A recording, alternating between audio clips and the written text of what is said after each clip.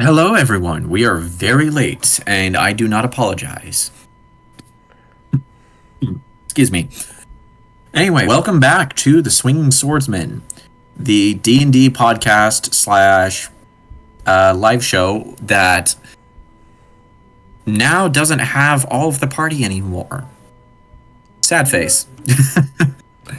I am your humble dungeon master, Dan. I am a theater freak and a TTRPG geek, and this is episode 32 of Fury of the Outlands. Just one warning now, Lou is in the middle of multitasking a lot, so if you hear him mumbling about stuff, that's why. Just had to get that out of the way now. I'm sorry, Lou. Yes, and you're gonna hear, if you hear the word probing, it's not what you think. We're still probably gonna have to we're probably gonna still have to censor that. No. Probe. Anyway, if you want to know what our lives are like outside of the campaign, but not necessarily outside of D&D, go over to the Spotify podcast Guys. It is still heavily outdated, but the good bit of it is still viable. I, at the very least, talk like a goddamn nerd. We'll play D&D. That is true. We all play D&D and video games. If you want to listen to some music, our buddy Wyra has a couple of songs on all the music channels, whether it's Spotify, YouTube Music, Apple Music. Ignore Spotify if you're a cheap bastard like me. It's stupid.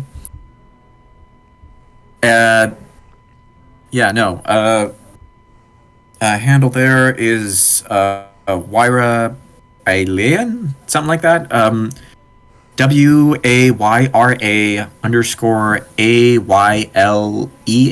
or EAN. Is it AYELEN? Am I I tripping? don't fucking know. Why do you think I'm asking? If we're smart, we'll just put shit down in the YouTubes when we post it, because Lord knows I never fucking remember that last spelling. Our buddy Angel does art stuff on various channels, including YouTube. Check him out over at Tenshi Art. Also, as I'm going to keep saying, have you ever heard of the critically acclaimed MMORPG Final Fantasy XIV? God. We are not Gotta doing get an ad. No, but it is a better MMO than World of Warcraft. That's a dangerous thing to say. That's Alone has 70 levels, 2 expansions, You know and what? all of the story content involved. I want you to shut up now so we don't get cancelled. By who? WoW players? Yes! There's a lot of them! I know. There's a lot of Final Fantasy players too. And you know what I'm going to say to the... One of them's Markiplier, so shut up! You know what? I dare Markiplier to play Final Fantasy XIV. I dare Markiplier to even hear this. Yeah, no, that's fair. I dare even hear this. So yeah, okay, so first off, anything I say for this particular statement can be canceled directly towards me, not towards everyone else. They do not associate with me. That being said, WoW players, I'm sorry, your game sucks. Final Fantasy is better. Final Fantasy players, Summoner is the better magic DPS class, not Black Mage. D&D? I wanna play D&D. Let's play D&D. Also, Scholar does not suck. D&D sounds really fun. The lost. Okay. I'm done this week, I promise. What did I just read? What? Oh my god. Okay, so with that said, let us get back to I'm screenshotting this. What the fuck is this? Lou. What happened? I can't say this on stream, but Oh no. I'm Oh scared. no. Did I already get canceled? It comes first all. Lou, did I? No, I was just Li- reading a book from my thing, and it just What I didn't book? expect to see this. What book? Catcher in the Rye or something? Oh God. No, I wish this is so much worse. You know, actually, I never had to read that in English. Read it. Read it. Don't What? waste your time. What the? I want to. Oh God. Oh my God. Okay, yeah, no, we're not saying that on stream. What the fuck? Okay, who's ready for some D&D? I don't want to be here anymore. Okay, I sure do love Dungeons and Dragons. okay. In Recap Dungeons and time. I have done that in Dungeons and Dragons. I have done that seaweed. All right, let's go with the recap. The recap. No. The Recap time. recap. Yeah. So, Hi, welcome back. Now, let's get to the recap. okay.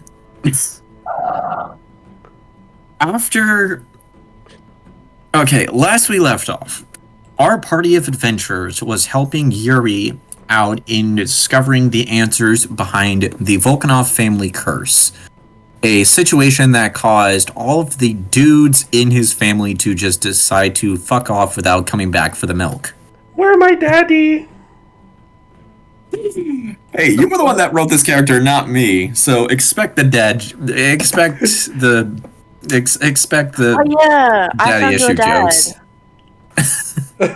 Anyway, the Maze of Embers held a variety of trials within, including a trial of fucking around with time, which everyone passed. Trying to get over guilt, which just about everyone except for Yuri passed. And fighting off a withered ass genasi with badass hair because he thinks you're a heretic. Oh, and also is also Yuri's ancestor. That is, yeah. Yep. So, long story short, in their journey, they discovered that the Volkanovs were originally a family of minor nobility within the old Atheran Empire, as well as being fairly religious to the primordial goddess of fire, Rhea. And therefore was always getting first dibs on being champion for the goddess. Up to a certain point.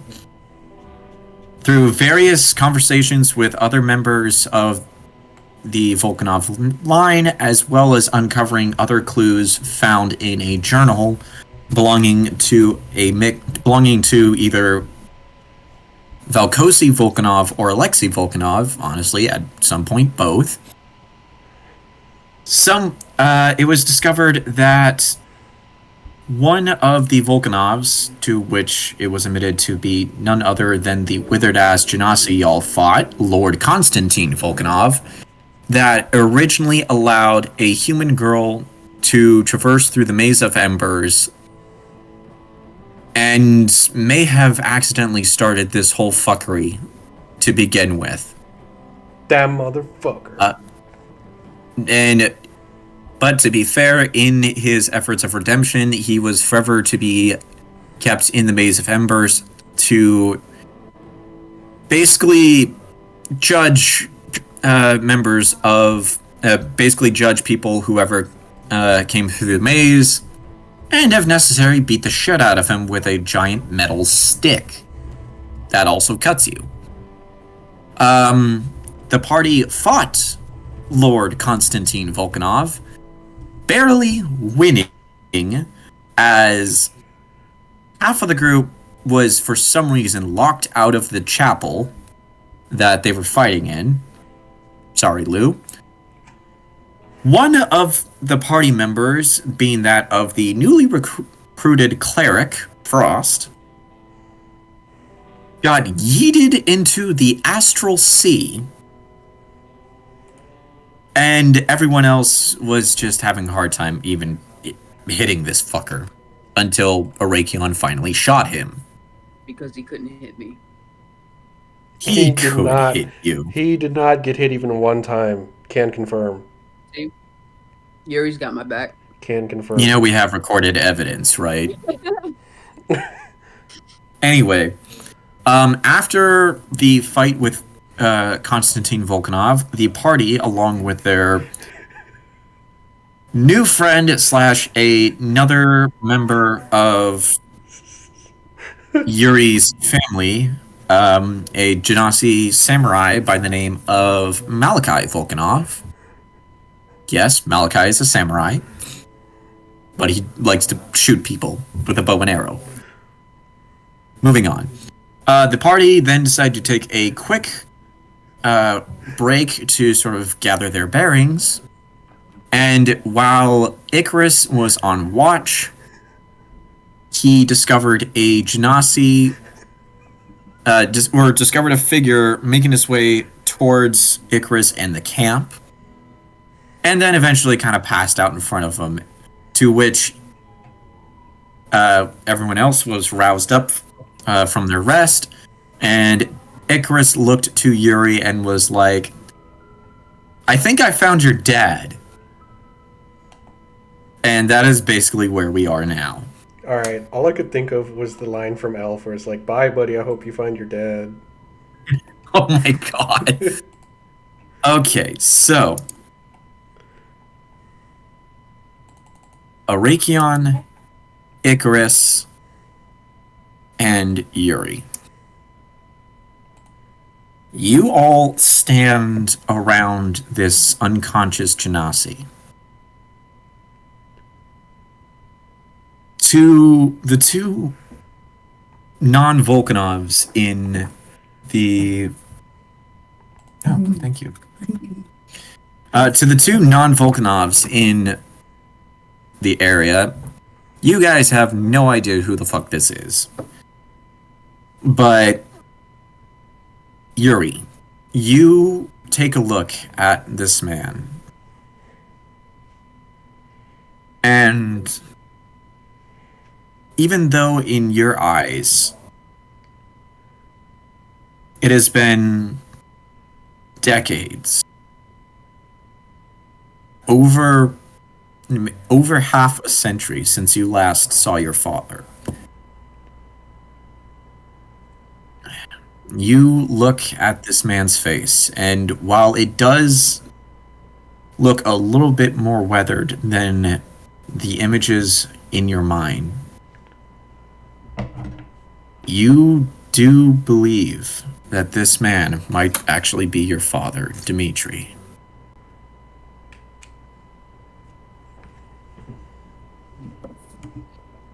I think... Is he still sort of unconscious on the ground? He is still unconscious on the ground.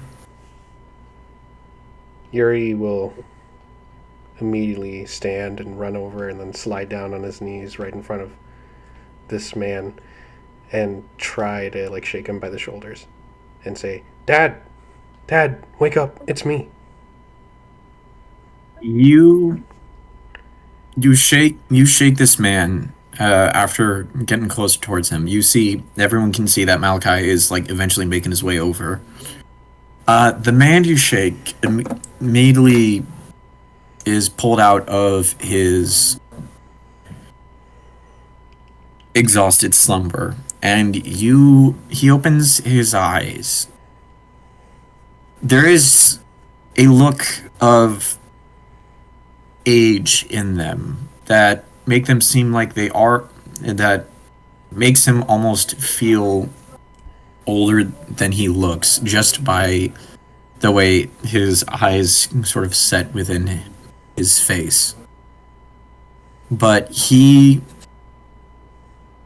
looks around for a little bit and then sets his eyes on you. I'm going to roll something here. See, this is one of the downsides of not having character sheet, because I Don't have that. Okay. Okay. You see, he wakes up, immediately kind of looks around at his surroundings. Sort of confused at first, but then he sort of sets his eyes on Malachi, of all people. And he looks and goes, Malachi? Is that you? You see Malachi behind you, Yuri, just kind of reaches his hand up on his shoulder, on his own neck to kind of rub it, and is like, it's me. To be fair, I didn't even think I'd get this far, but what in the hell are you doing back here? It's a long story, but please, do any of you have water or something that I can drink out of?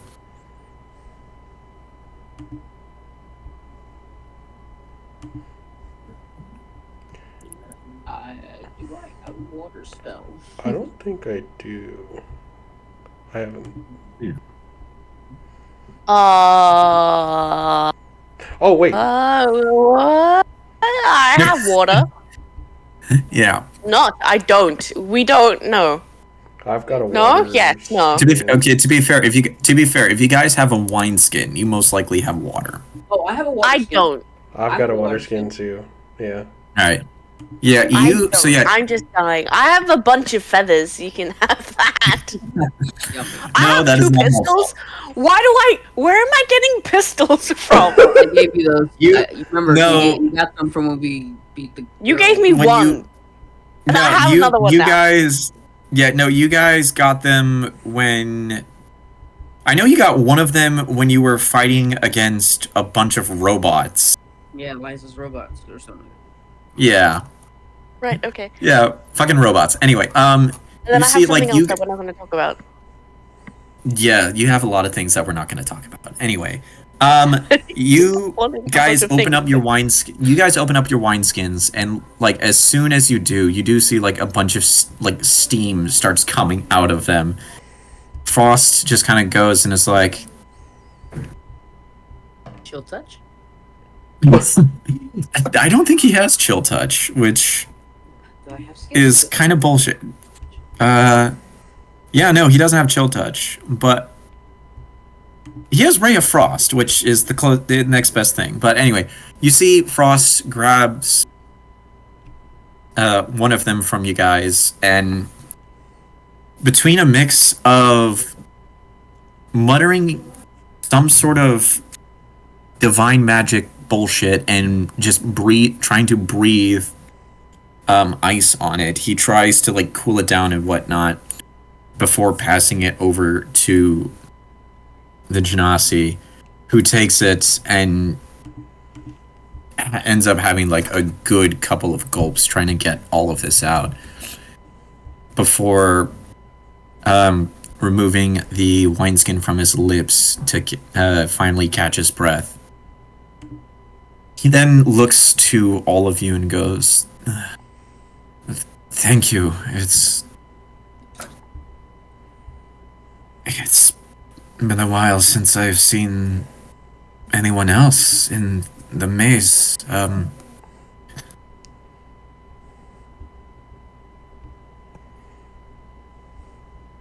What are you all doing here?"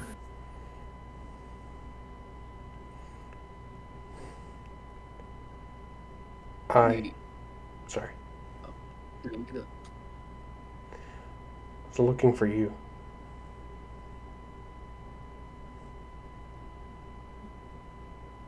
And you're like during this whole time, like you can see that there is a good bit of unrecognizability as like Dimitri looks at you. But then again, that kind of makes sense because, well, you're like 70, 60 years old. So as you say that, Dimitri kind of looks to you confused and is like, for me, I do not understand. It's me, Dad. I'm your son. It's me, Yuri. You see his eyes go wide for a sec, kind of adjusts himself to kind of get a better close look at you. And sort of looks in your eyes, you looking into his. And you see he goes from confusion to realization as he takes his hand, kind of bringing it up and bringing it around your neck, like the back of your neck, and as he goes, Yuri? I put a hand on his shoulder and look at him and say, Dad, it's me. He lets out a laugh of joy, and in a sudden movement, he pulls you closer to him, holding you in embrace. As he's letting out these laughs of joy. And you yourself can't help but almost cry at this moment as this is the first time you've been held in your father's embrace for decades. And the feeling is almost better than you could ever imagine. The two of you definitely stay there for a long while.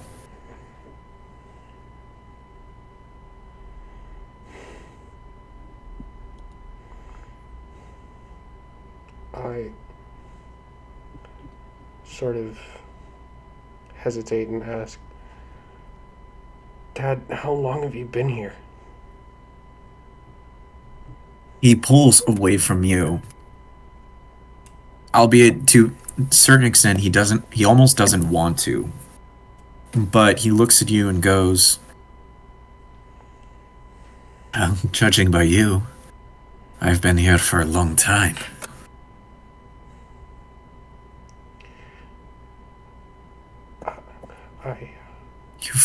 You've gotten so old, Yuri. You look almost older than I am. Well, I'm sorry to keep you, sorry to have kept you waiting, old man. No. I am the one that is sorry. For have been so long to not be a part of your life as you became your own person.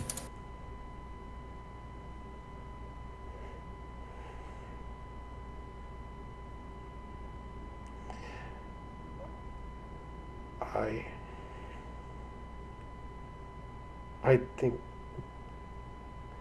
I know why you did. I understand.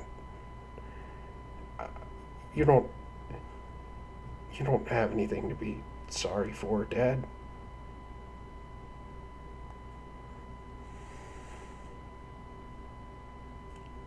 May not have been my fault, Yuri, but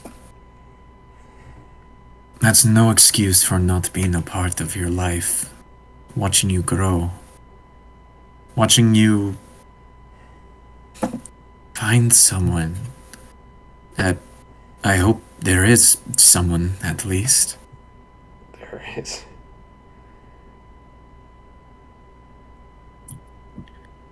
Married?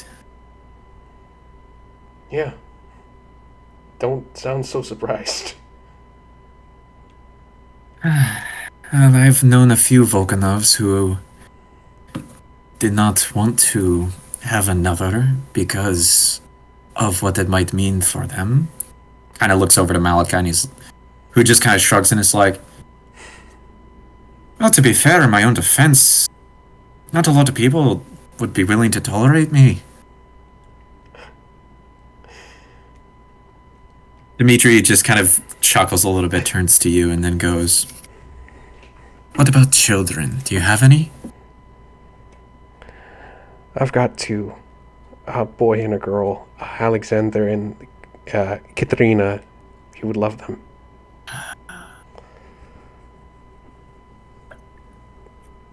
It is nice. And Mondari, is he still in Baron's Rest? That son of a bitch is right where he's always been. I can't believe he knew.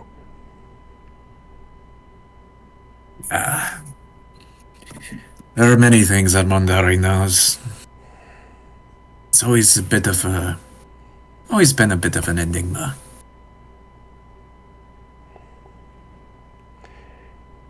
But tell me, how long has it been for you since you walked in here?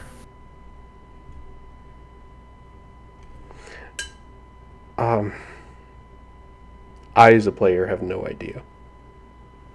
I'd say it's probably getting close to about a week or so, maybe a little longer. I honestly don't remember 100%.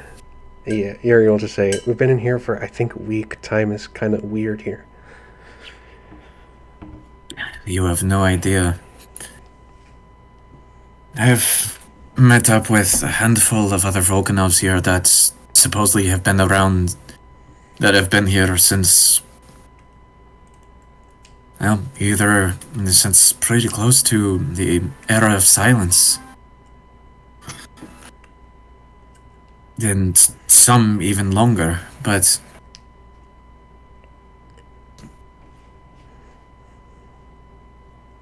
it is good to see you, Yuri. You too, Dad. And I'm gonna get you out of here. Like, this isn't gonna go on for much longer. I promise. I'm gonna get you back home. You can come, you can meet my wife, you can meet my kids, we can...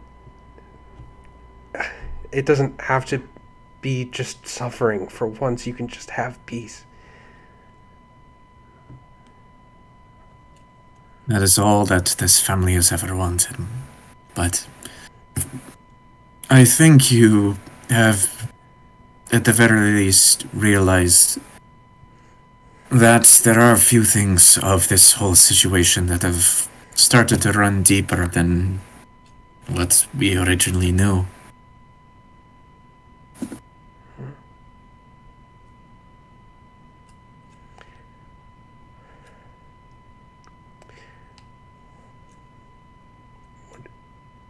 What do you mean by that?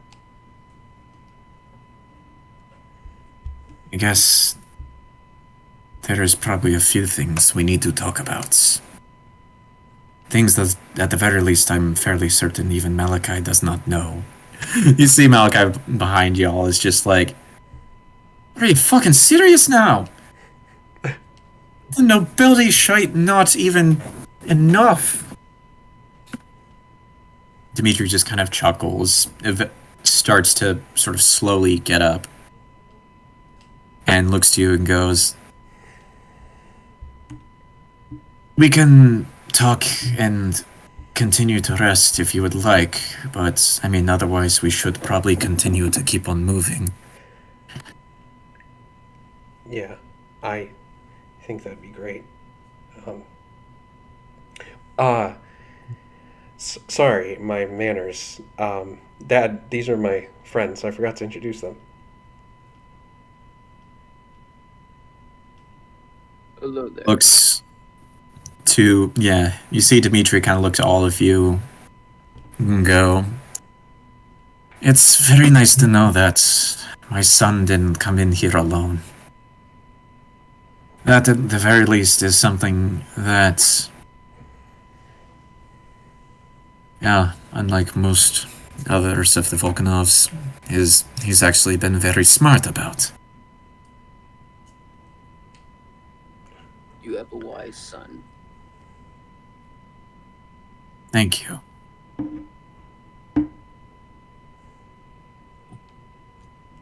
But as I said, there is time for more discussion as we continue along. I am more than willing to converse as we journey further into the maze. Okay. Yeah. And with that, you all start to gather up some of your stuff, which we didn't really have much set out because initially this was just going to be close to a short rest or so and not a long one because level up. Yeah, no, technically you guys have had a short rest. But, so yeah, after a little bit, you guys are walking along the maze once more. Dimitri kind of sticking around closer to Yuri because family. And as y'all are sort of walking around, Dimitri looks to you, Yuri, and goes, "So, how much about all of this do you actually know?" I know that. Wow, I almost said Mistra. Yes. I know that. I know that for generations our family's been here. I know that Rhea, I wasn't ever quite sure on it, created or somehow encouraged this to happen, or was in some way involved in the first person's. I don't know, but I know that Rhea is at some capacity involved in all of this. And I know that that if a person stays too long in here, they can become trapped.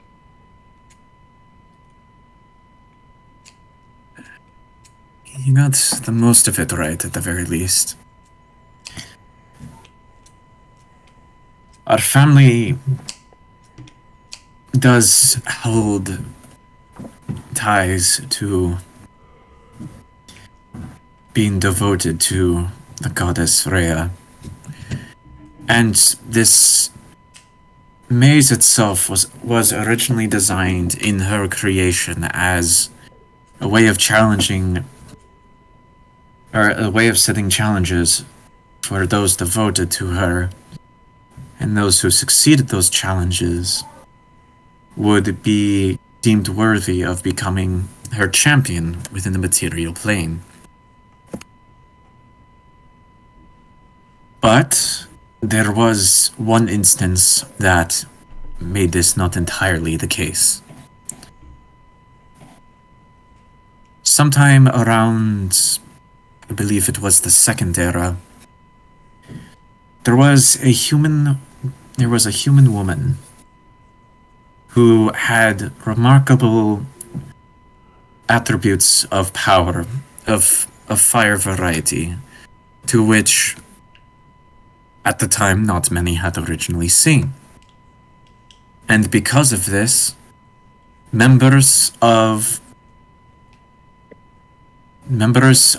the primordial enclave that were devotees to Rhea assumed this woman to be either the goddess herself or her avatar. A chosen person to inhabit a spark of a deity to the point of being a true voice on the material plane, whereas the champion was seen as a deity's sword for metaphorical reasons. However, this turned out not to be the case, and when the primordial enclave realized of this, they saw it as an act of heresy of the highest order.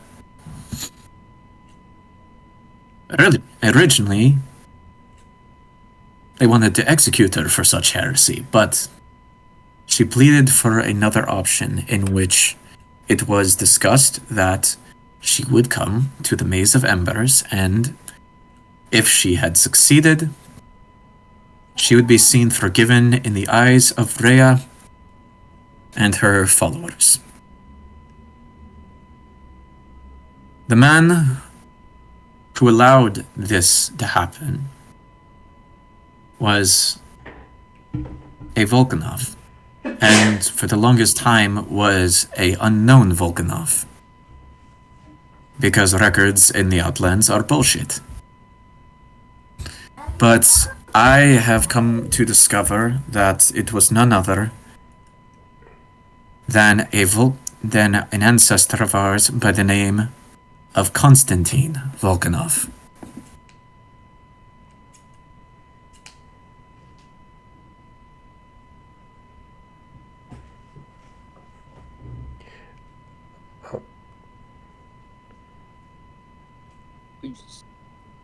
Did this human woman that was accused of heresy, did she? I'm sorry if I missed this. Sometimes my brain misses things. Did she ever, like, accept that title of being Rhea's avatar or her sword? No, she did not. And in actuality, she tried to convince the Primordial Enclave that she was not any form of an avatar, but she would not entirely divulge where she came from or how she got her powers to begin with. So the Enclave assumed that it was some sort of test or trial set by the goddess in lieu of her avatar, until it was proven otherwise.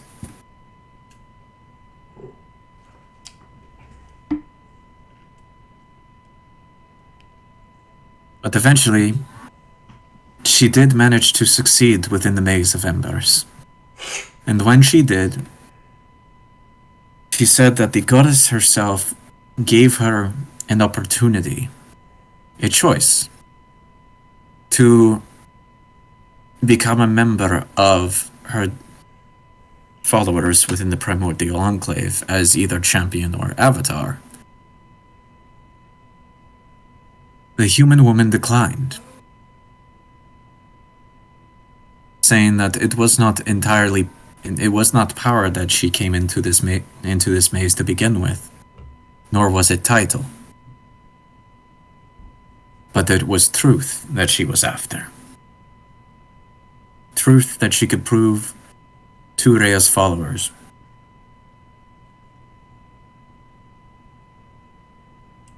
The goddess eventually agreed, and so the human woman was allowed to leave. Not only the maze itself, but she eventually did leave Ekra itself, or in this particular instance, the Empire of Atherin, as that is where the church for Rhea was initially set, by order of the Enclave. After that point,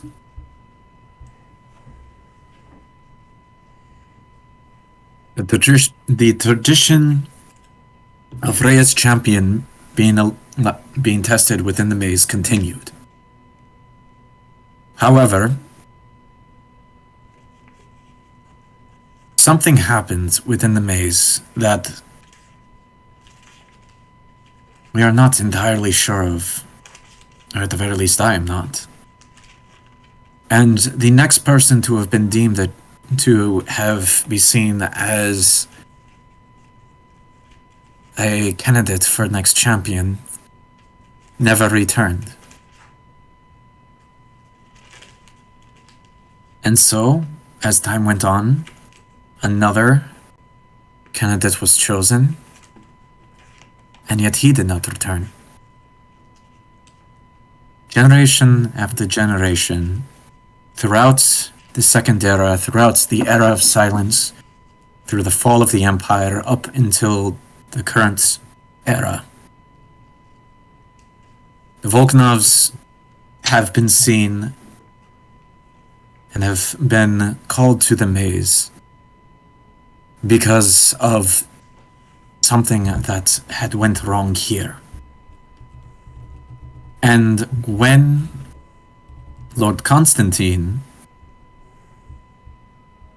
had realized this was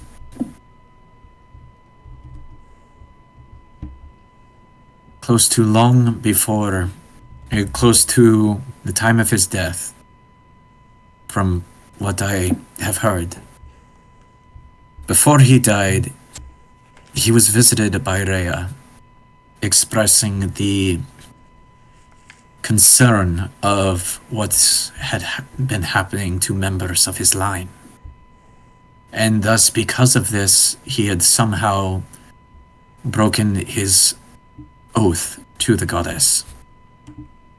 But because our family was such devotees, he begged the goddess for some form of recompense so that he may return to her service in full, even in death. The goddess decreed that he must stay within the maze to act as a judge for those coming within, to truly test to see whoever came upon him would be deemed worthy to continue along this maze. And because of the bizarre nature of the maze itself, this meant that even it would continue throughout more lifetimes than he would have thought, to the point of,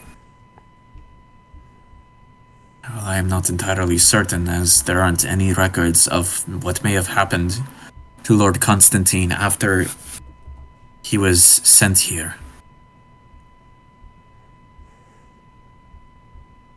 See, Malachi is just like, yeah, we kind of actually met him. He was a bit of a lich and a bit of an asshole. Called us all heretics. That actually makes way too much sense.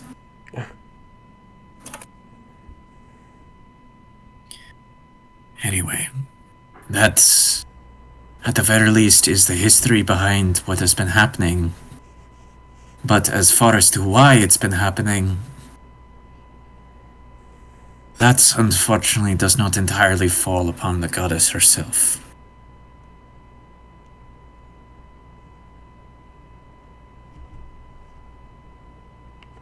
So, it's... Okay. So, human woman succeeds, gets offered to be sword of, or avatar of Rhea, declines. Something goes wrong in the maze. Champion doesn't return. Starts the cycle. Yes. But, as I said, that is, for the most part, the history of everything that's been happening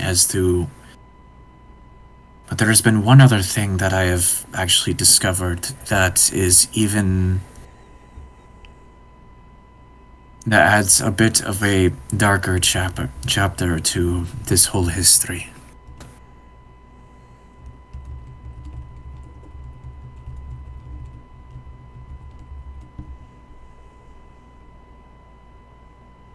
Tell me, what do you know of the elemental demigod by the name of Ignis Vol? I know nothing. It's just not entirely surprising. And even Malachi is just like, oh, don't look at me, I'm not entirely religious myself. Dimitri just kind of nods and goes, Ignis Vol is considered to be the first elemental, though supposedly all four of the primordial gods were created from elementals, but long story short, He is Rhea's son. The first fighter elemental after her. And at that particular point is considered a demigod of sorts. However,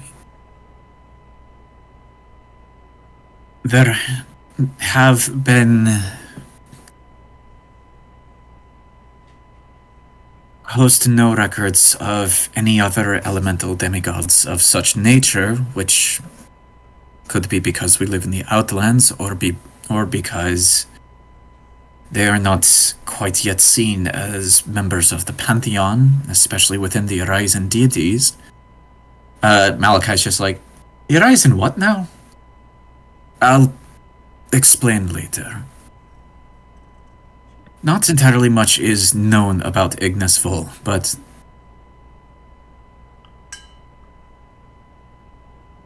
I have reason to believe that this whole conundrum has been at his own machinations and not that of Rhea's.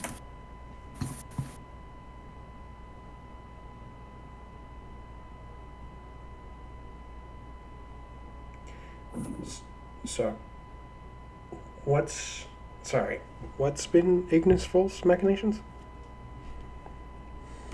The entirety of what you and I believed to be our family curse. Somehow, while this maze initially used to be a domain of his mother Rhea's, he seemed to, in some manner or form, taken this, at the very least, the maze itself, as his own domain.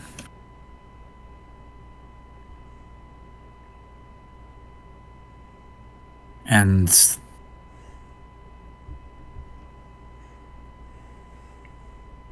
because of this, things within this maze have not entirely been as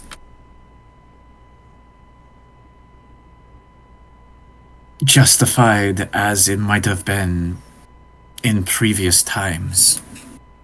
The ash husks that roam this place, I'm fairly certain you've come across them. There have been no real records of such creatures in previous times. Kai just kind of looks just like, honestly, yeah, now that I think about it, I mean, undead are obvious, and I mean, sometimes you've seen one with a flaming sword and whatnot, or an undead mage, but so what the things have been at this certain point, it isn't entirely something of Rhea's that, at the very least, I would have believed.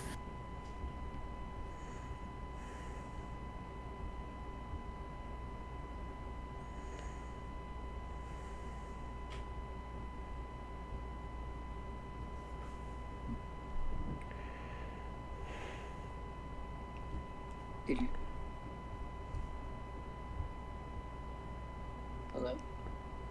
Hello. Nope, Stay. you're still, yep, we're all still here, I guess. Oh. You sounded like you were gonna say something, Angel. Sorry. Oh, no, no. I'm just putting everything together. Okay. So, is it? Oh man.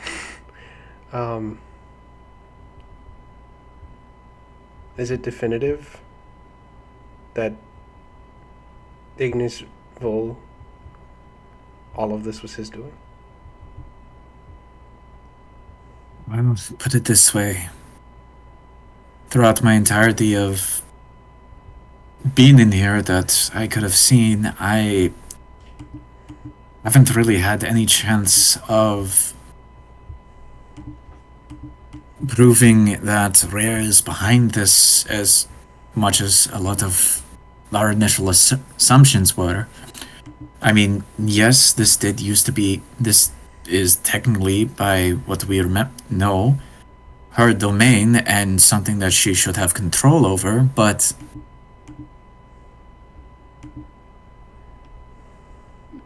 I am not entirely sure because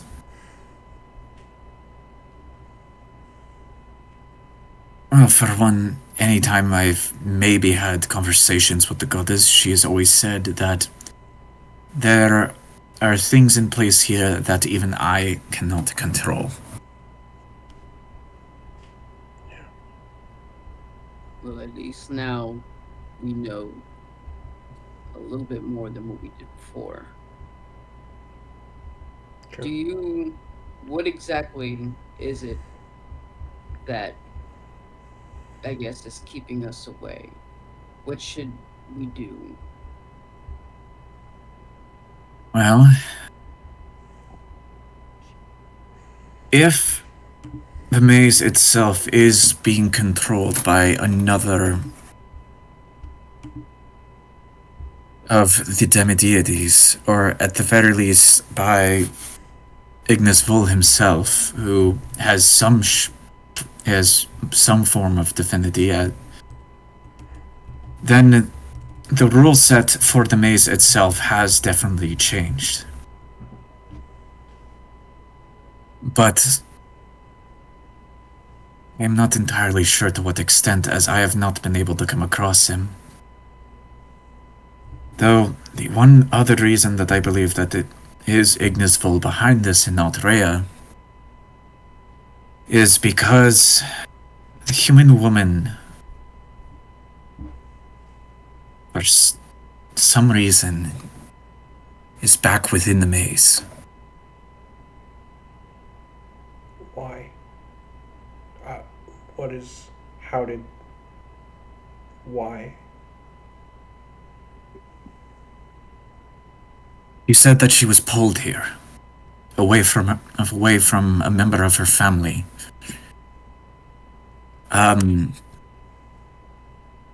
She said that she encountered a deity of some sort, and it mentioned that it was not Rhea herself, but a male deity.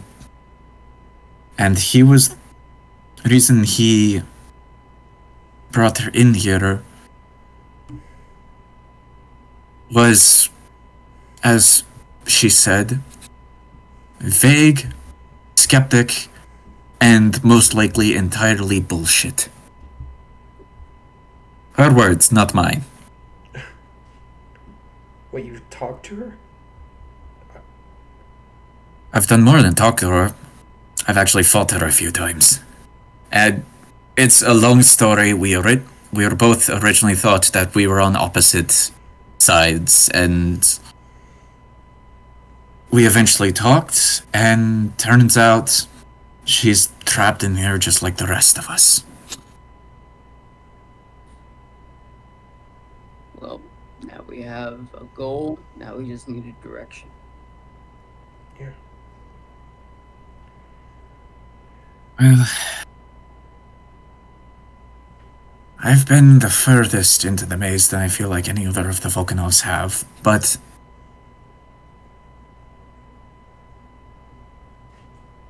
from what I can remember, after getting through most of the maze, there is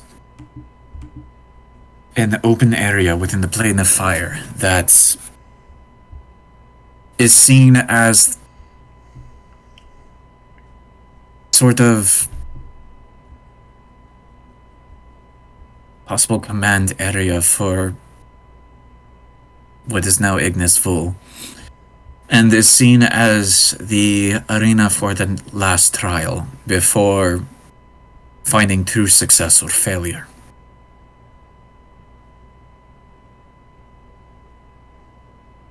The woman I met was within the outer planes of this area.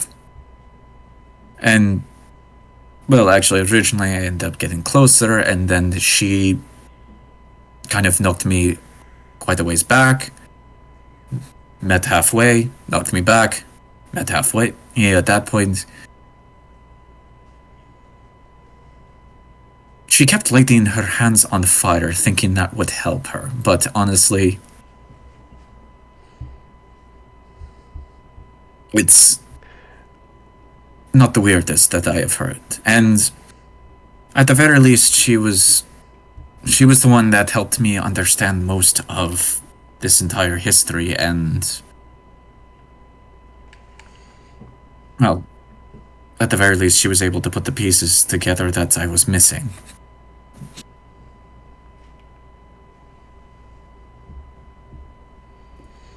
We take the time to prepare. Yeah. Sooner we do what we gotta do, sooner we can get you out of here.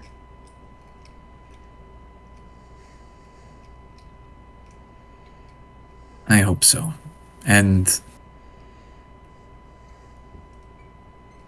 I hope at the very least that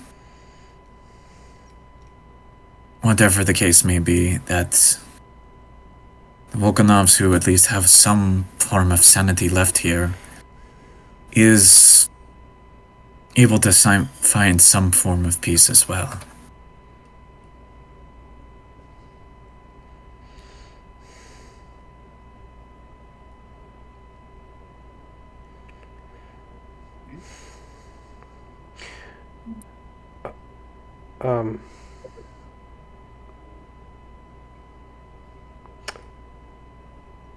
Can I ask you a question, Dad? Of course. Knowing what you know now about the whole Maze of Embers and all this magic bullshit, if you went back in time and you just had the chance not to leave and to just stay with me and Mom, would you still have come here to the maze?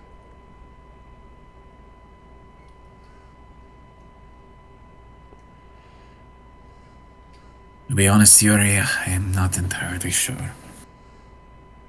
I have regrets of leaving you and your mother. Do not get me wrong.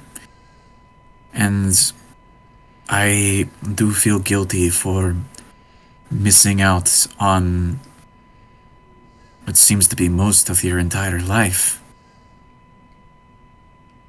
But knowing what I know now, knowing that it is not Rhea, but her son that is pulling the strings on all of this, and is not only bringing our own family into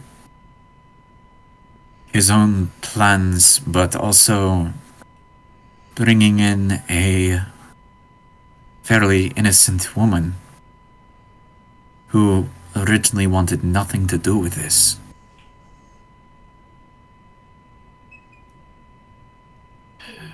It is hard to tell whether or not the actions that I have done can be justified. Because if I had chosen to stay with you, with your mother, and someone else would have taken my place. You might have taken my place. And I would be spending years, maybe, the rest of my own life, hoping for you to return.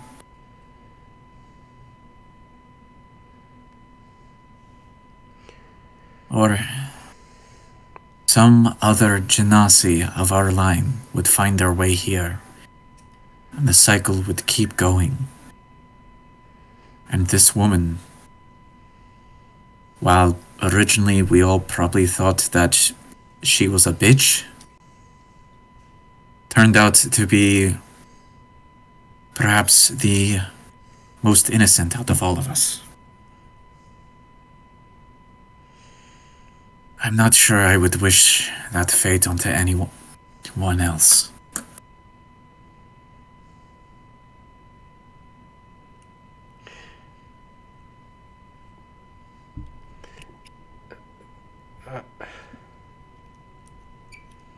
There's a part of me that wants to be angry with you, Dad, or like upset still and holding on to that sadness. But the thing You is have that I, you have every reason to.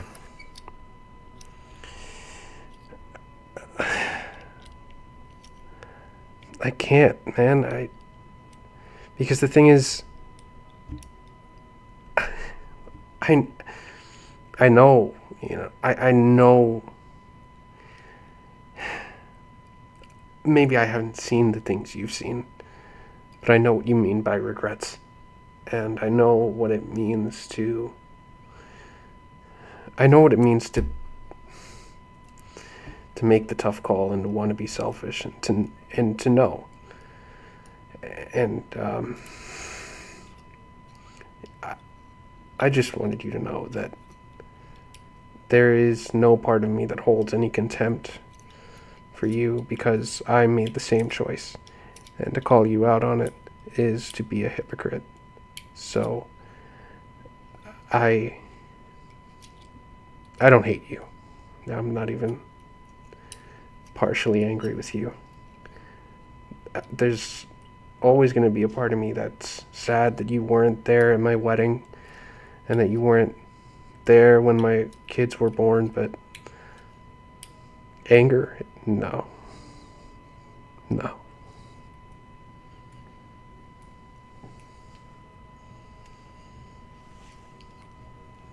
And I guess in some way I did raise you right. After all, the fire inside of us, in our hearts,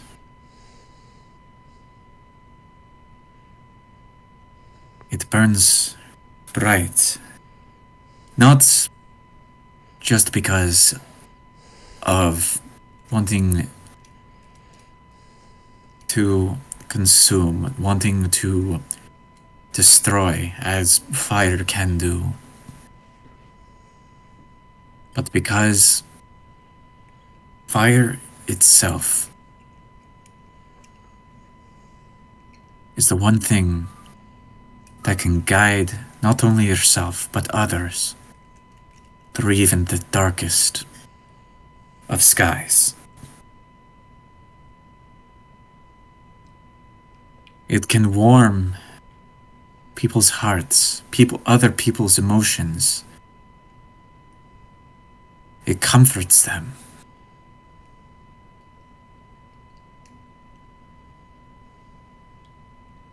And sometimes that does mean making the hard choice.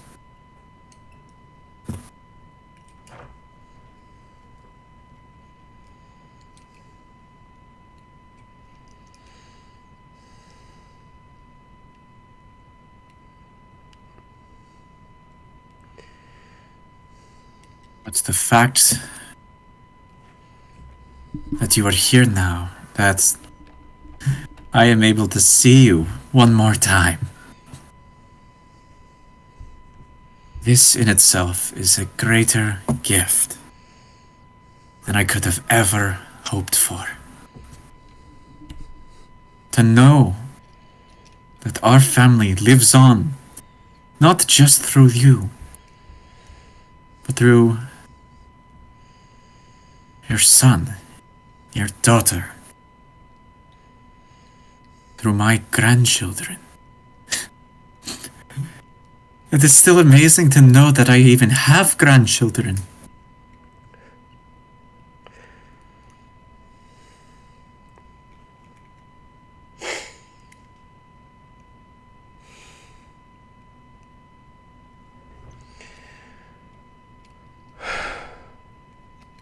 He's a great father. I've seen them myself.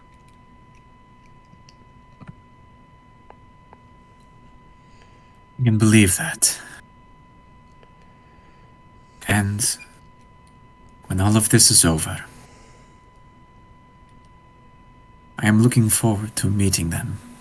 And your wife as well.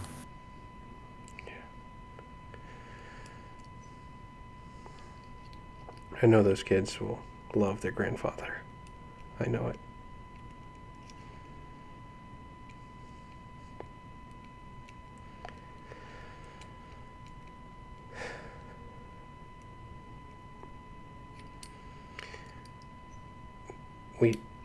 We should go. Of course.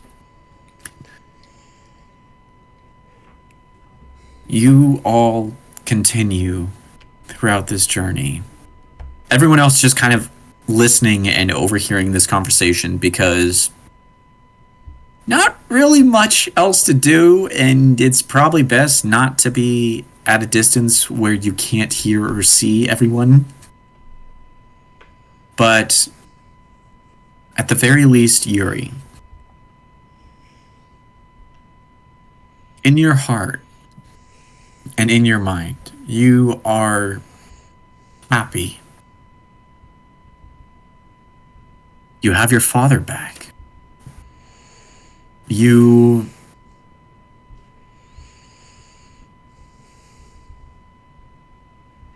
Or not. Hey, you have your father back. He is proud of sort of the person that you've become. Ah, fuck. So sad. He's overjoyed to hear that he has family still within Baron's Rest. And even though a lot of the information he has said during this trip about the woman, about Ignis Vol, you're not entirely sure what to make about this. Because first off, you have basically been angry at Rhea ever since you realized that this all involved her. Yuri feels regret for that, for being angry with Rhea. You feel that your emotion, you definitely feel regret. You look back and you're like, well, shit. But part of you also is like, well, part of you also kind of thinks and is like, then why the fuck didn't this chick just simply say this? Right, and that's Fair. what I'm But- wondering. I'm like you could Fair. have saved yourself so much heat. Yeah, fair point though. You're not entirely sure as to whether or not you should completely forgive Rhea for everything that has happened. But at the very least, you should, at the very least, you feel regret for insinuating that all of this was her doing because she felt like being a bitch. And for yelling at her. Yuri looks back and realizes that was a pretty stupid decision. You look back and it's kind of like that moment where you come across a bear and you don't and then you don't register the panic until after you get away from the bear. And then you're just like, holy shit, that was a fucking bear. Yeah, it's kind of a lot like that, where like at first you're feeling regret, and then you're just like, oh shit, I yelled at a goddess and pissed her off. I could have died. She could have just like You could have died. But Just wrote you right there. Yeah. you look back, and while your father wasn't entirely sure as to how much of what has happened to the maze is because of Ignis Vol, you are definitely concerned of sort of situations that might come ahead. As, for one, not only are you saving your entire family, but also some human chick who decided to piss off the goddess to begin with, or at the very least piss off her followers, and maybe her son. But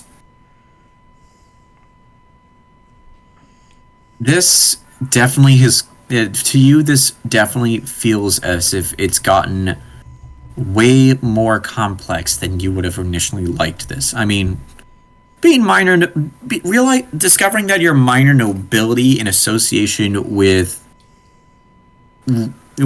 fucking holy people, that's still kind of something to reel back on. But now also realizing that it's not just about Rhea, but also for some reason her partially deified elemental son is involved in all this, and you may have to deal with a family affair of bullshit. Oh boy. Even more family drama. You'll love to see it. You do not know how to process all this other than why do I have to deal with family bullshit? And honestly, that probably is the feeling that's kind of across the board here, at the very least for the 3 player characters that are here right now. Like, okay, so You mean 4? for Arakion,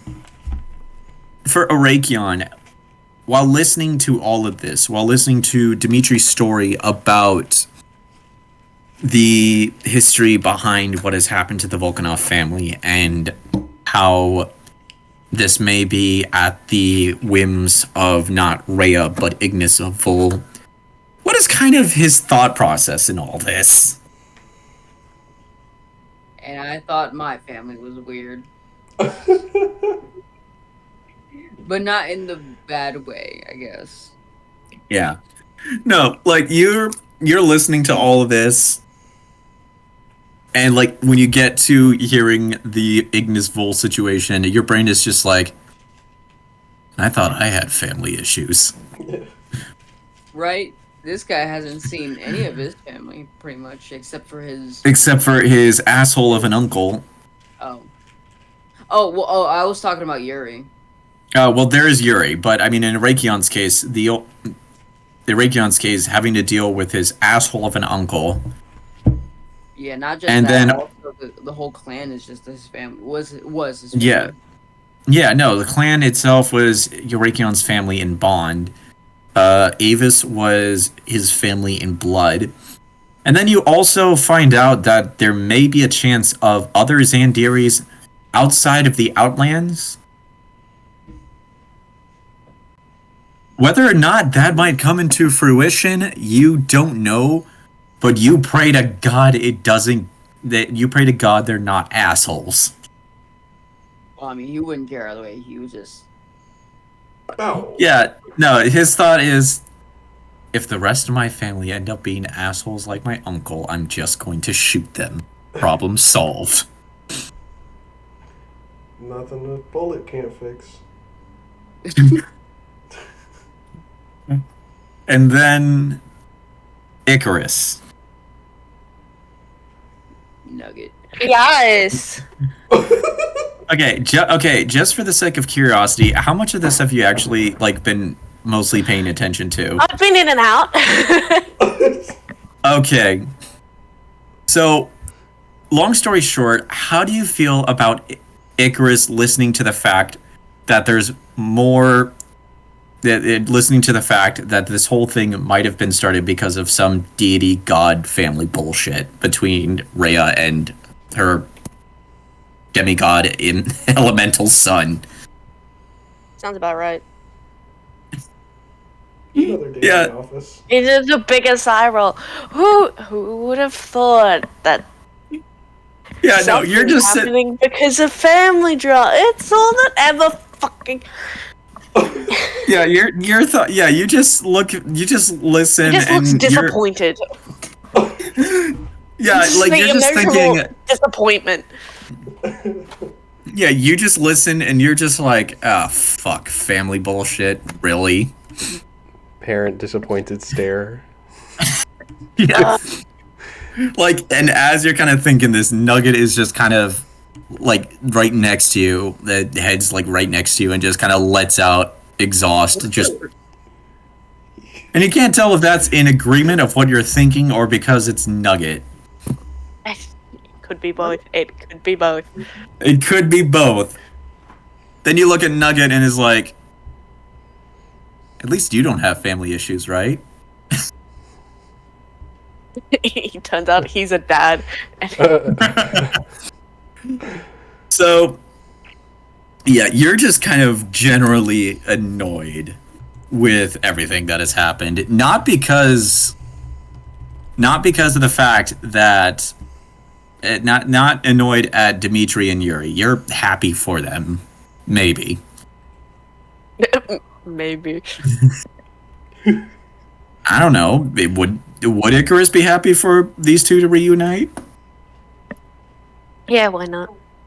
Let's go. No, to be fair, it's kind of that situation where the dad leaves to go get a carton of milk, and for some reason the son shows up at the dad's house with the milk.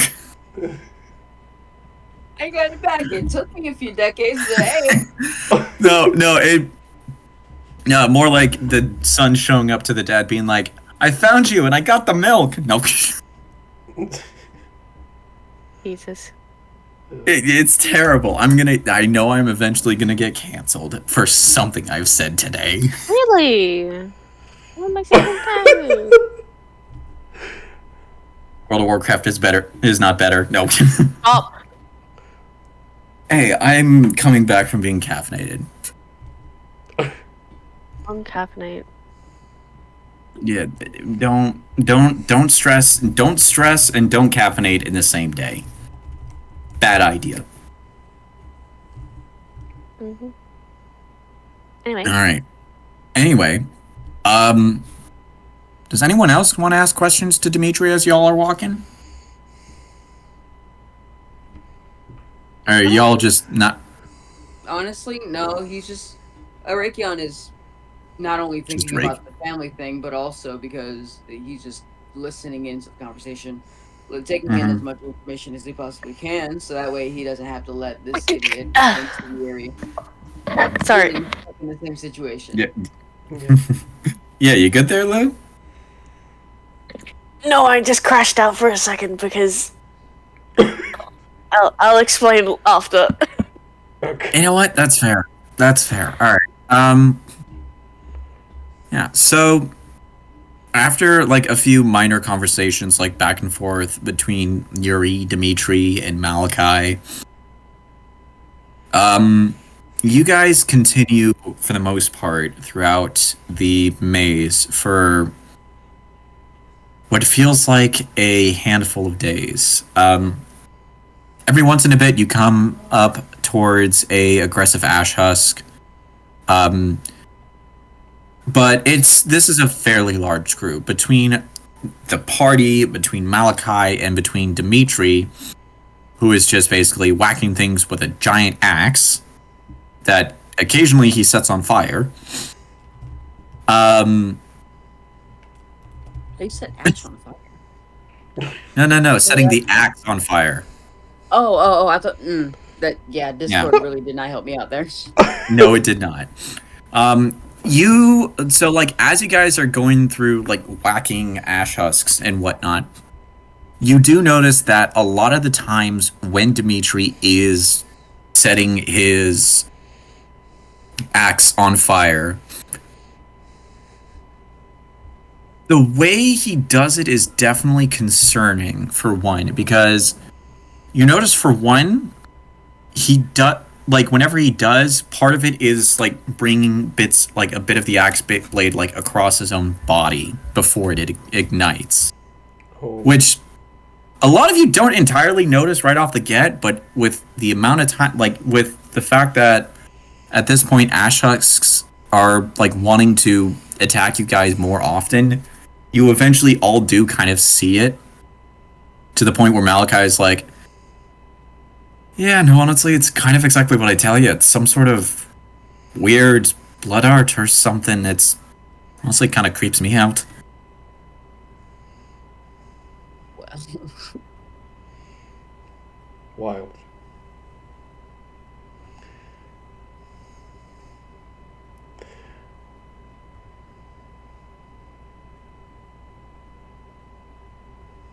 Okay.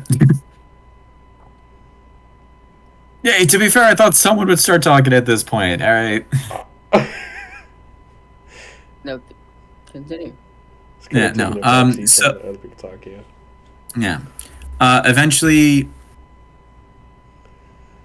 and like Yuri, to be fair, with like you kind of know what this all is. I mean, you have started to tap into something along these lines before after the vision you had what seems like ages ago. Granted, it's still a little weird to watch because your father is more skilled at this than you are by Right. like a good bit. I mean, during the rest sessions, you like occasionally like take like one of your hand axes and just like casually whack it against your arm or something to try and do that flame thing, and it doesn't quite work, and you're just like, oh damn. Hey, Frost. No. Yeah, we can just have a machine gun that just fucking obliterates ash husks as we just walk. Hell yeah. Yeah, no, and every once in a bit, just Frost raises his gauntlet and like starts puffing ash husks every once in a bit,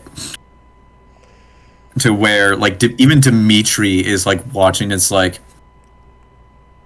I'm sorry, which god do you follow? I follow Helm, deity of guardians. I'm not honestly all familiar with him. He's a newer god. We are few, but we are powerful enough. Huh. Alright then. His name is Ingleo Castamazillion. That's Just his real dragon name. Yeah, Dimitri just kind of looks and it's like, what? Just, Frost is fine. Castamazillion. we've just been Frost falling in is fine. Frost is fine.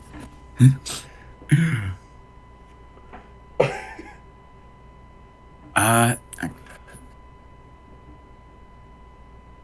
at one point where you guys all are sort of resting for the night, Yuri, you are standing watch for the most part at this point. Yeah, no, y'all don't get a fucking choice at this point because roleplay. Yuri, you are standing watch for the night, and you watch as Dimitri does kind of make his way over towards you, in the middle of your shift. Just kind of sits down and it's like, can't entirely sleep, to be honest. I mean, it is hard to catch Z's in this place. Well, the whole, like, time shit, and it's, like, hard to tell. There's that.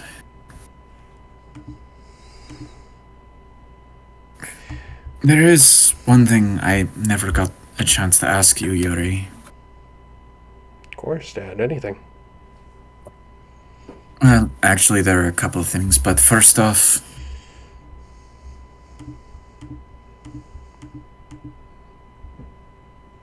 what test did you fail along the maze? He just kind of points to your one arm that still kind of has the markings from what feels like ages ago before you met Malachi. I think it was the test of guilt, Dad. I think it was remorse. I don't know, like, the specific names for it, but yeah, I saw you and I saw my son, and it's one of the things I'll never forget from this maze, along with pretty much everything, but, like, I'll never forget specifically the look on his face was just so disdainful, and there was so much anger and hatred, and it got to me. I couldn't, yeah. He brings his arm around your shoulders. And as he does, you can see that there are sort of patches of ashen skin as he reaches over to kind of hold you in a side hug and goes, "I'm sorry you had to go through that."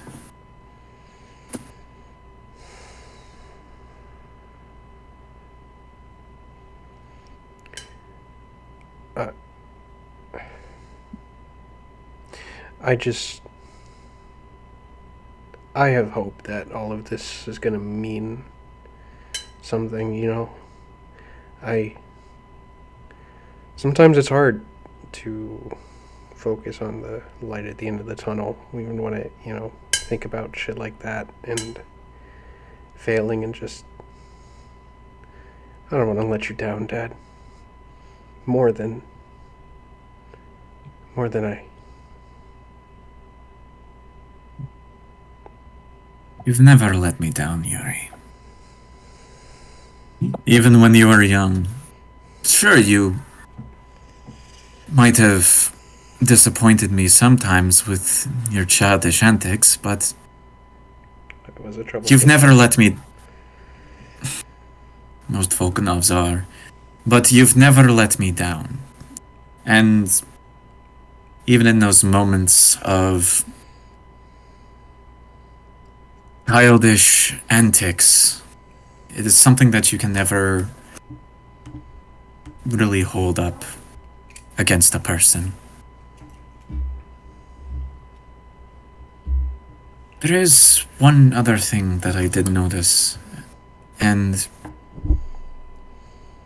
I am sort of curious about.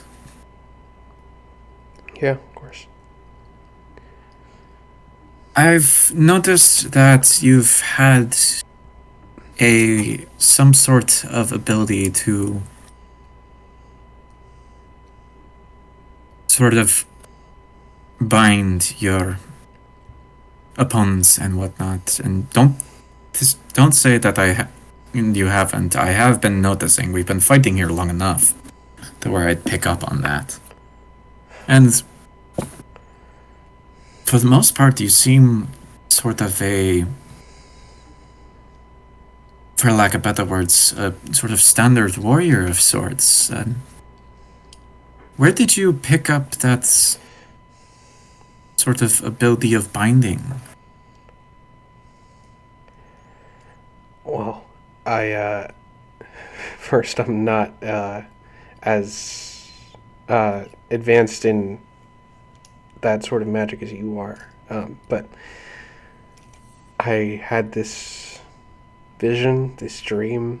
They sort of blend together in this space, but I saw you, and I don't quite remember all the details of the dream, but I remember feeling this connection, and I just remember reaching out towards you and trying to connect with you on some level.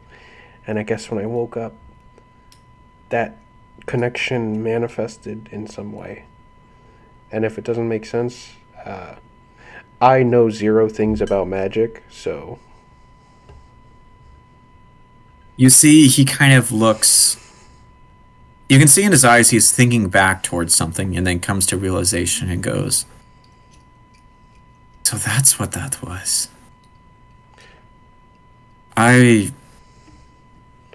There was a point quite a while ago where I was fighting the human woman that I was talking about. And I did feel something. It's difficult to explain, but along with everything, I could have sworn that I heard your voice, albeit from when I remembered you as a child. But it was for brief seconds, and I wasn't entirely sure how to explain it. But it caused her to pause, and we talked, and at that point we realized that we are not entirely enemies in this particular instance.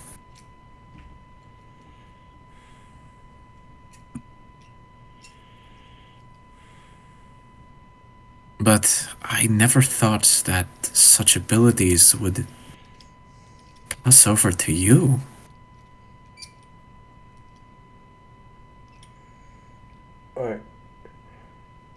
Neither did I. I'm grateful that they did, though. They've been proving really useful. The art itself is an interesting one. I will not. There probably have been some that see it as a dark art of sorts. But most of the ones that I have had say that while I was been in this maze most likely are most likely highly religious people or those who see necromancy as or I shouldn't say necromancy. It's not actual necromancy. It can turn into such, but the art itself is called hemalurgy. It's a practitioner that involves the use of your blood, of a life source within you, if you are to compare it to such. Now, it's not entirely seen as a magic art in itself, but it is a practice that can lead towards magic. The exact extent of what hemalurgy can do, I will admit I am not entirely familiar. But it has been able to prove very useful in this area, and I will admit it even surprised the human woman when I first showed it to her.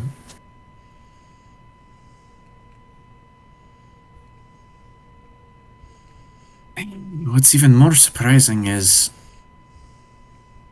I did not learn this art when I was in the material plane, in Baron's Rest. I will admit I had heard of such warriors that have been able to use it, but I had never taken it into myself until I was here within the maze.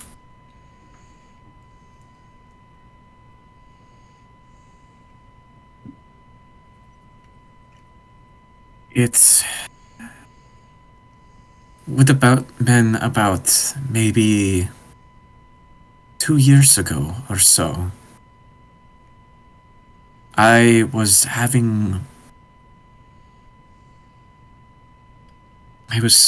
struggling for the most part.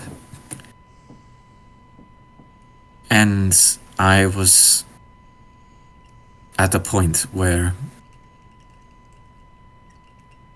I wasn't entirely sure if I'd be able to see through this to the end, but I came across a Dracokin of some sort. He helped me out. He was one of these such warriors, these blood hunters, I believe some like to be called. And he offered me to teach me what he knew.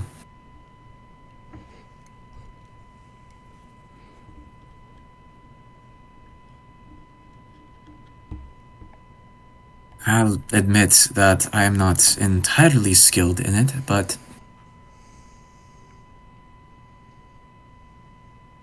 it has definitely proven useful to me here as I have made my way through.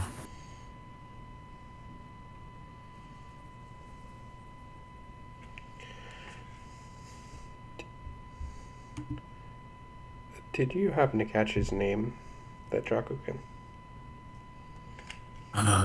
Let me think here. Well,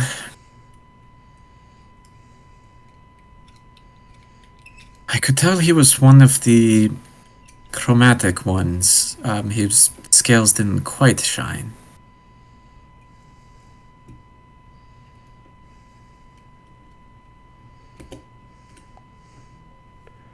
He did give me a name of some sort. I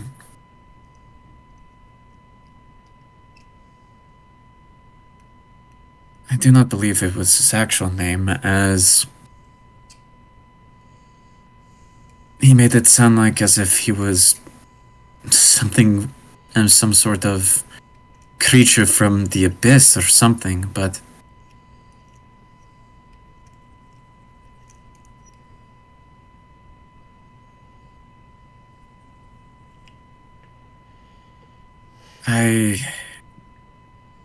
I'm sorry. That's okay.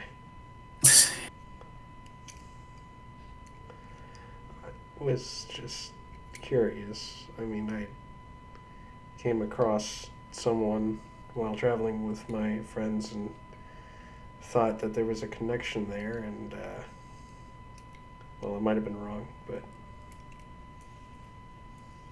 Who did you think? Who is this other Dracokin, if I might ask? am I getting that wrong? Am I tweaking? Is Onyx not a truck? Onyx is Droc Henri. Dracokin is sort of a generic term for any race that has draconic blood. So Dragonborn, Droc Henri, and kobolds are usually considered Dracokin. Okay. We came across this person who was trying to sort of recruit us, was looking to recruit a bunch of people with common interests. The point is, his name was Onyx, the Blood Knight, and he's just kind of a shifty guy. I don't know, I figured because of his title. I don't know. Same Onyx from the Wyverneck clan. You know him? Only by reputation. I never had any interactions with the Wyvernecks as a whole, but he has definitely held a reputation within the Outlands. I'm surprised to hear that he recruited you into something. I never took you as being part of a clan of any sort. I don't know about being in a clan, but he is trying to. Remind me what he's trying to do again, Rakian. Sorry. Say again. What was Onyx the Blood Knight? What was he trying to do? He was trying to create a united Outlands. He is trying to pretty much get everyone to agree, or at least the leaders or bandlords of all the clans to come together to form our own sort of nation? I guess you call it country? Yeah. Yeah, nation. Yeah. But we don't know if we can trust him fully or yeah. We're just kind of going along with it for now, just to get in. Right. So. Well, that is interesting to hear. I never took him for something like that, but I will admit, the idea of the Outlands being something more of a nation is a satisfying thought.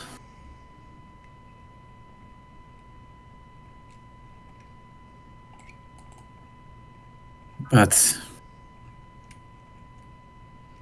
unfortunately, I had never met any of the Wyvernecks, or at the very least, this Onyx face to face. So I cannot say whether or not this person was indeed A is the same as who you believe it might be. Okay.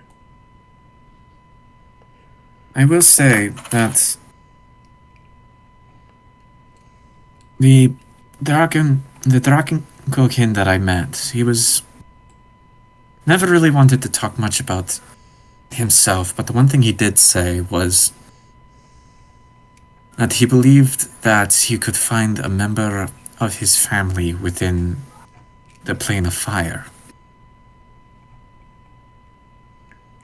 Something about his family being separated across the planes.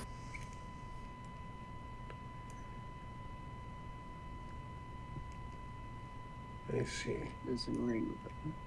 I have That no doesn't idea. ring a bell. Anyway,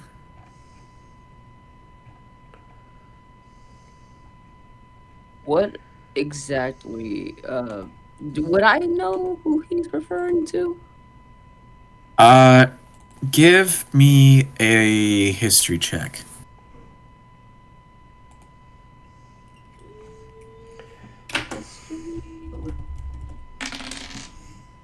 14. 14. In terms of people, in terms of various Dracokin that you have met, none of them have mentioned anything about uh, losing family members across the plains. And you can tell, and even with trying to compare this to Onyx, which Yuri tried to do, Onyx did mention losing his family, but nothing about them being across planes. He mentioned losing them in some sort of fight or skirmish in his village, and then working his way up to being a high esteemed member of the Wyvern Axe. But that is the closest you can think of.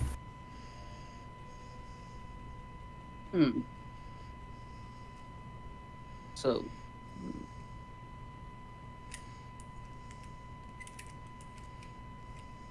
yeah, so Raikion's just gonna say, yeah, then again, I guess some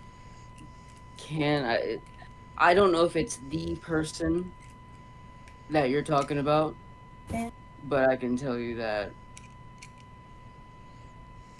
I've never seen exactly that person. Well, And I've traveled I all will. over the Outlands.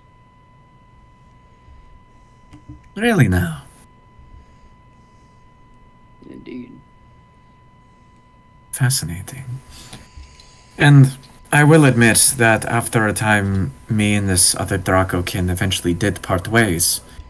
And I haven't seen them since coming here.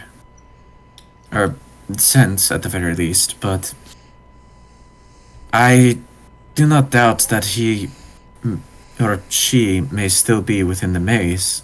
I mean, if someone had successfully been able to get out, then we all would not be here. No? You're right.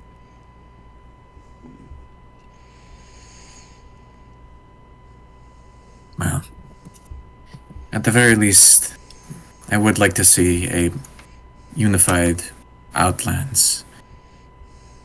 Even the few times where I traversed across Baron's Rest, I always hated looking over my shoulder to see if a raider clan would jump out in one of their cruisers.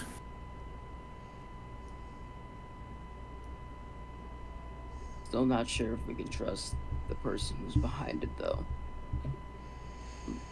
But it could work with the right people at the helm.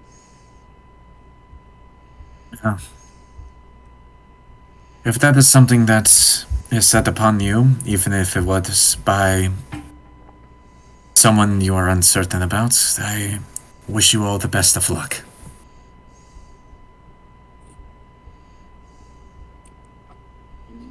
Good luck to you, or I guess to all of us getting out. Anyway, we should rest for now, and then we will continue our traveling later.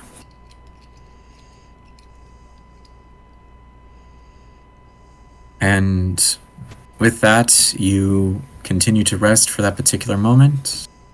You all rise up eventually, still covered in ash. We gotta find even, like a leaf blower to blow all this shit away. It's gonna stink. Yeah. I will say I am getting close to calling it for the night. So before I do, is there anything in this particular moment that anyone here would like to do before I call it for the night? Yuri yaps for a long time to his dad, telling him about the shit that he's done while his dad's been gone.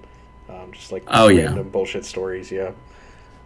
Yeah, no, you guys are just kind of swapping stories. More you yapping than him at this point because he is just fascinated to hear about his grandkids, about your wife, about Mondari, and occasionally he brings up the kindred mother, as apparently they all knew each other, but either way, you guys continue to talk for as long as you'd like. Just kind of swapping stories and getting a chance to see Dimitri actually smile about the fact that he has family and that he's basically got something to look forward to when he comes back to the material plane. Orakion, what about you? Well, what with him achieving his prototype blueprint, he is now gonna take out the gun that his uncle, I guess he didn't give it to him, but like he grabbed. Yeah. And he wants to inspect it. Yeah. Give me a investigation check. Uh-oh. You got it. Dirty 20. Hey, hot damn. So you look at this. You look at this firearm. It is more intricate than anything you have seen.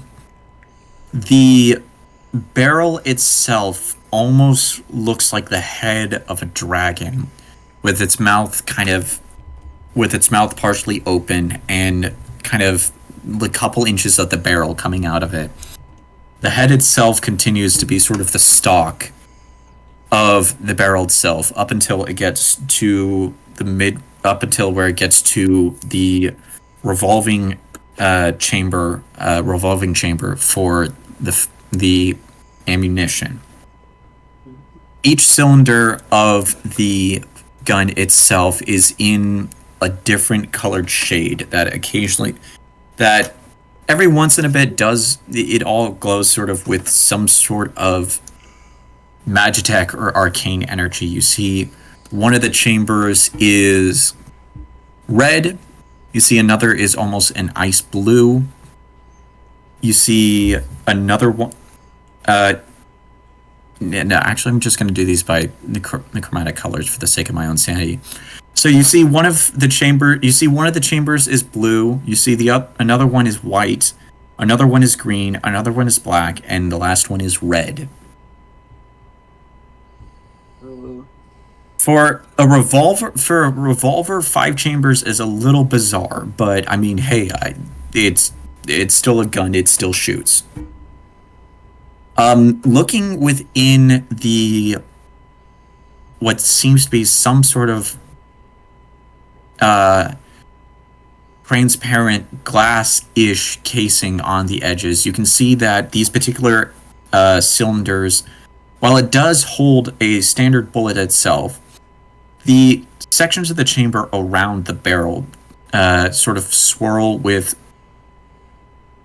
not necessarily primordial arcane energy, but elemental in essence. Um, going from the uh,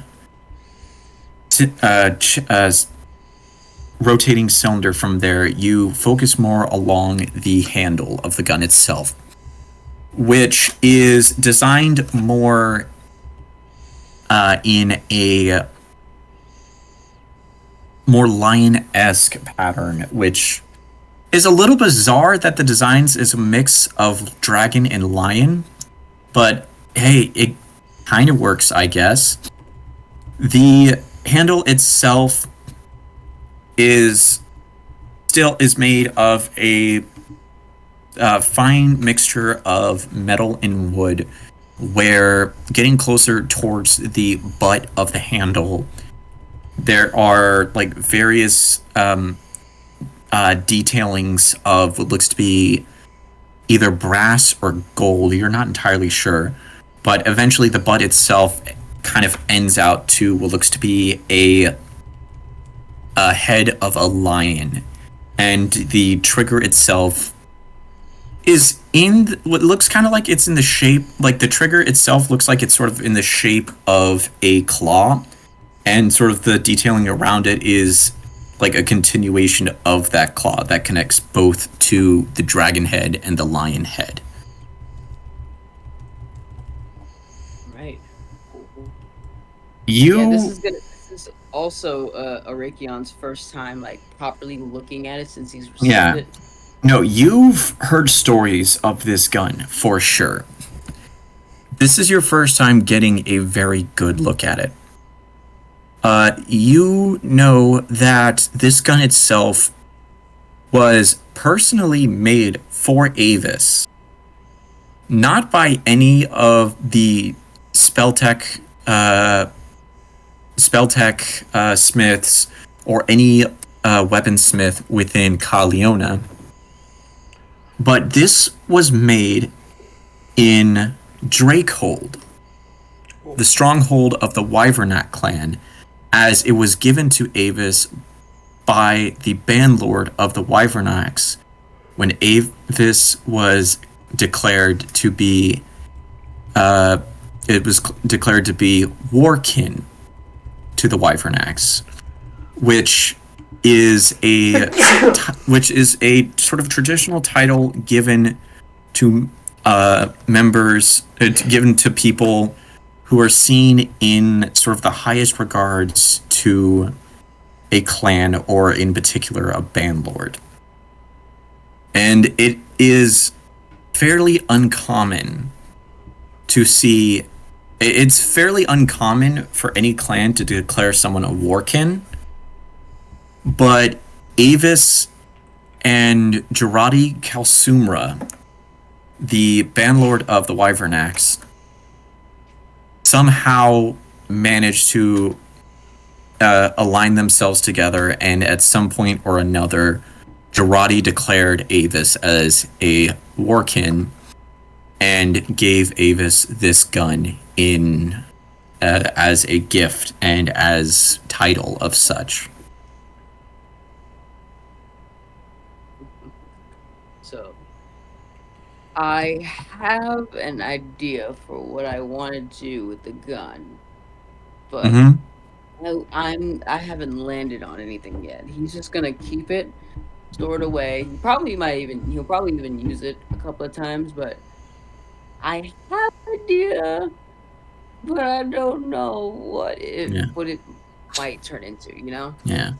No, and you definitely, along with the history and sort of what you've been seeing here, you definitely know the power this gun holds. I mean, you've had it shot in your face. Yeah, it's the bullet. It's the gun that killed me. It's the gun that killed you, but now it is yours. And you cannot be more happy about that. Mainly because now your uncle's dead, so... But also think about it like a person who has like imagine owning something, an item that is so insanely packed, chocked full of history. Not only has it been a burden to him his entire life, god damn it, but the fact that now he is the proud owner of this Yeah, weapon. now that it was basically given to you by your best friend who killed your uncle and took his title. Yep. You it's a cannot significant- you cannot feel any more relieved of the burden that this gun has held over to you from your times within the clan before your initial exile. He also does like a weird gremlin grin where he's like, sort of like every engineer slash artificer ever who's ever got their Yeah. hands on something like awesome that they can use and turn like toy with. I mean, initially my brain went to the Grinch grin. Yeah, that one. Yeah. Oh God! Okay, now you gotta do an illustration of a Rakion doing the Grinch grin. Oh my But God, that also, would go yeah, that would be fun. But also, have fun with all that detail for about the gun. So now you can actually draw it. Oh yeah, yep. You're an artist. And Have fun. I'm pretty good at prop art too, so. Yeah. But yeah. With that said, hey Icarus, Yes. is there anything you want to do before I call the session for the night? No. All right. So I'll with do that, something next week. that's fair. That's fair. So with that, you all get your rest. Rakion, you get your satisfaction staring at a gun. Until America. Yuri, you haven't felt any happier in your life than you are right now. And eventually the night draws to a close, and in the day ahead, you continue along the Maze of Embers. And that is where we're going to end tonight's session. Nice. Mainly because we did start this late, and yeah, I want more people here before I start doing anything more chaotic. But thank you all for watching, and thank you three for playing. I hope you have enjoyed this episode. We will be back next week. Yeah, we will be back next week, hopefully with the entire crew. And yeah, oh my God, seriously, day after tomorrow is May. We're almost into summer, guys. Yeah. Holy shit. Oh, speaking of Oh summer, my God. What do you a mean swordsman. summer? Oh, Lou, Lou, yeah. you're in You're Australia. upside You can't. It's you cold. You're in the upside down. It's cold, and I don't like it. can't wear a jacket. Well, guess what? No, This fuck you. Don't summer- tell me what to do. This summer. I mean, This that's summer- fair. Yes. I'm sorry, I wasn't trying to interrupt anybody. No, you're fine. Yes. Angel, speak. This summer, I'm doing a 2-shot. Goddamn, can I get my numbers right? 2-shot D&D campaign set in my world. Everybody. Yeah. No, everybody congratulate Angel. He's actually happy with his world developing to where he's actually going to be doing a couple of one-shots in the summer. Oh. Yeah. Let's go. As sarcastic as that may have sounded, I am actually very happy because then that means I can take, at the very least, a week-long break in being the DM. But yeah, no. But yeah, no. So we get to do a couple of one-shots there, get a little tease into the world of what's it called? Rorix? Rorix, yes. Yeah. Rorik's dead for a second.